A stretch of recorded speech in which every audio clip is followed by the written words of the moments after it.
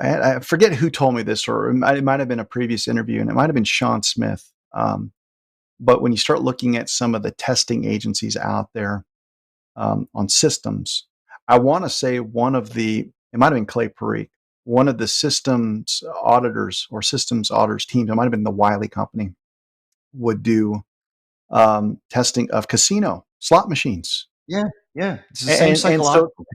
there's algorithms in work to make sure that there's only going to be enough of a payout to keep people coming in, but the house will always come out on top. And that's why, and it's the same thing with our voting. It's like, we're going to make this look believable. We're going to make it seem like you've got some say in the outcome, but we have this thing pretty much figured out.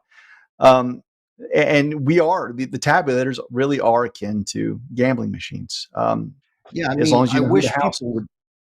I wish people would really understand what's behind the veil behind, like, when I worked in advertising, and specifically I came up in advertising in the internet age. So I literally saw all these things getting invented.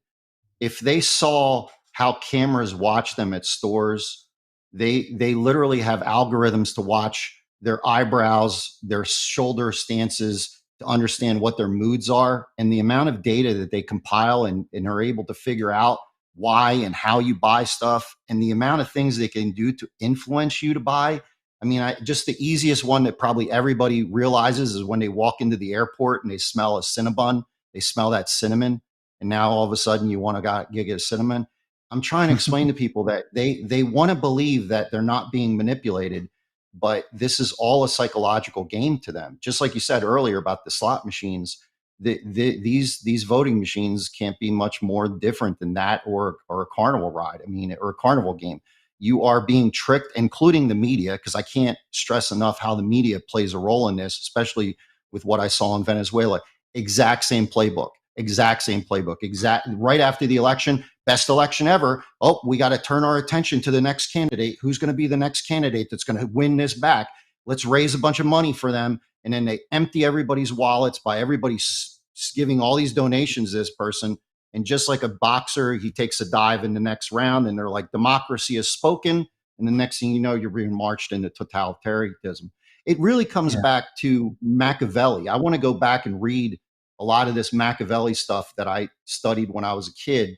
And I had to put it down because it was so horrifying that somebody would be that evil. But you really have to think about what they're doing, because they want you to believe that you've signed up for your own prison cell. Mhm. They want you to walk into that prison cell without having to march you on with guns. And that's what happened in Venezuela. Like, everybody just marched onto that train without a gun being held to them. And now they're literally starving them to death by the millions. So I just can't stress that enough, of how much this is a psychological warfare. The moment you realize that this is a game, that's where everything flips. Well, it's I think what you're dealing with, you got all these different segments of what the psyop looks like, and what you said really resonated with me is that before you have any time to process what you've experienced and ask the questions, the press has already called the race. You've already got the results. The machine is in order, and you're like, and you can't tell them to stop, because then you have laws that are on the books that saying that no, you have to act now. You got to certify now, because if this you don't do this, then this consequence happens, and then you've got this legal consequence. And so there's this force of nature to get swept up, and you feel helpless.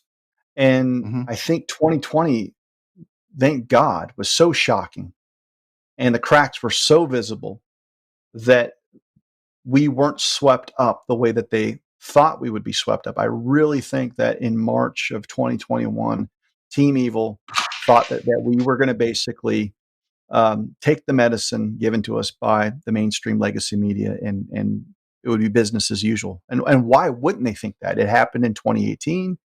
It happened in 2016. It's happened for cycle after cycle, probably since the Hanging Chad incident. And there is certainly manipulation and fraud, even with the use of the machine voting.